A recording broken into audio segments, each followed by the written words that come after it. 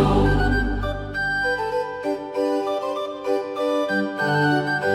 Why were you not afraid to speak against the one I sent?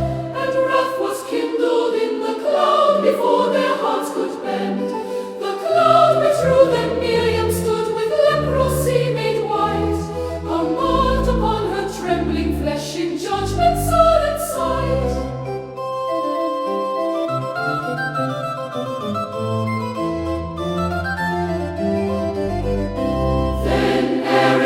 In broken plea, O Moses, intercede.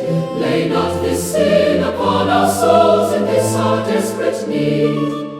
So Moses called upon the Lord, O God, now hear her pleas, and mercy answered from above with measured patient ease. 7 days outside the camp she waited, set apart.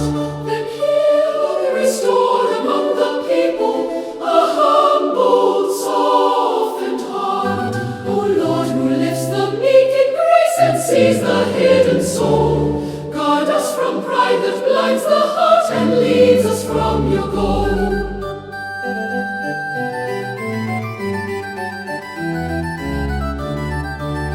For those who walk in humble through shall hear your voice so clear, and stand within your house of peace.